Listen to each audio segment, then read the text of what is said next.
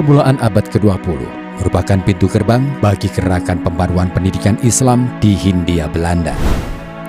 Kala itu, gagasan pendidikan Islam bercorak modern mulai tumbuh. Salah satu pelopornya adalah Jamiat Khair, organisasi pendidikan Islam modern yang berdiri di Batavia pada tahun 1901. Didirikan para tokoh keturunan Arab, kemunculan organisasi ini segera menarik perhatian banyak keluarga pedagang dari berbagai kota, termasuk Pekalongan. Banyak kalangan yang akhirnya mengirim putra-putri mereka untuk belajar di sana. Dan dari sinilah terlahir jejaring intelektual sekaligus ekonomi baru. Beberapa nama tokoh berpengaruh turut serta mengembangkan lembaga ini. Di antaranya Sayyid Muhammad bin Aqil dan Sayyid Abdullah Alwi Alatas. Mereka juga ikut mendirikan perusahaan dagang Setiausaha yang kemudian menerbitkan surat kabar utusan Hindia di bawah kepemimpinan Haji Umar Said Cokro Aminoto. Tak hanya itu, upaya memperluas dukungan juga dilakukan. Salah satunya dengan menggelar kajian-kajian rutin di berbagai daerah termasuk Pekalongan. Hasilnya, pengurus Setiausaha sukses menjual lebih dari 100 saham. Tentu, keberhasilan itu tak cukup di situ. Lewat pengajian-pengajian yang dilakukan, Jamiat Khair juga menebarkan pengaruh, khususnya dalam memodernkan pendidikan Islam.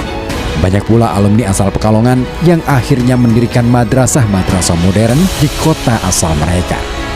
Pada tahun 1911, berdirilah madrasah modern pertama di Pekalongan, Syama'ilul Huda, yang dipimpin Sayyid Muhammad Hashim, ulama sekaligus sastrawan asal Hadramaut yang kelak mendirikan surat kabar bilingual Arab dan Melayu Al-Bashir pada tahun 1914.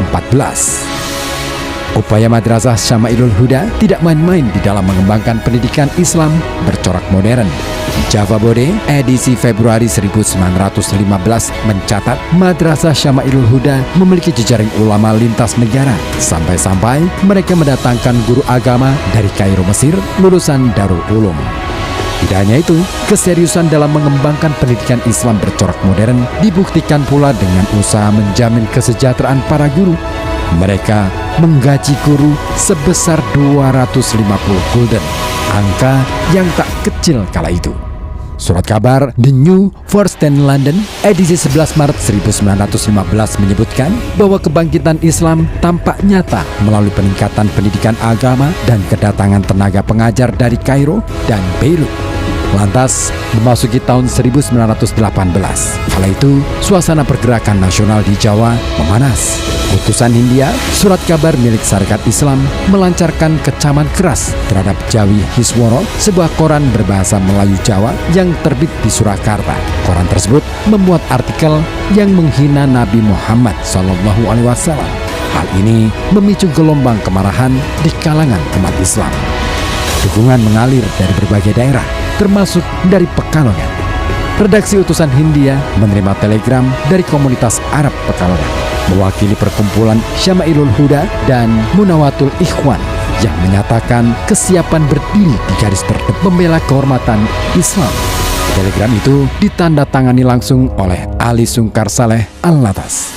Pengalaman ini rupa-rupanya memicu semangat bagi komunitas Arab di kota Pekalongan untuk semakin menguatkan pendidikan Islam modern. Lembaga pendidikan Islam bercorak modern makin tumbuh dan kuat di kota ini.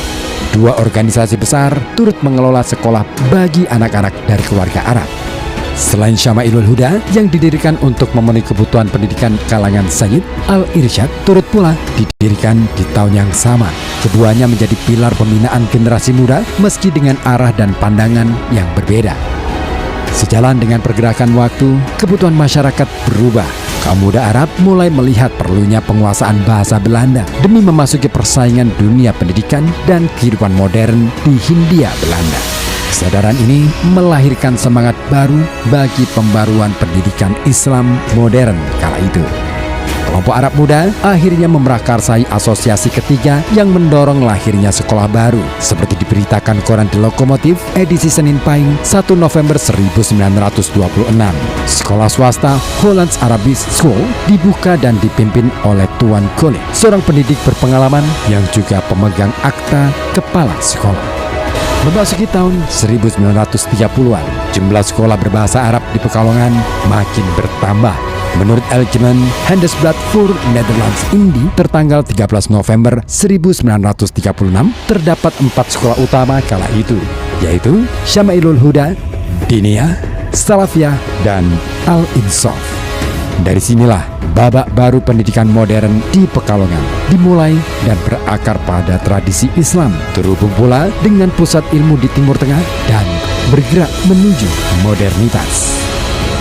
Demikian Kronik Islam, persembahan FM 91,2 Radio Kota Batu. Produser acara Saiful Rozi, penulis naskah Dirham Syah, editor sekaligus narator Ribut Ahwani. Terima kasih dan wassalamualaikum warahmatullahi wabarakatuh.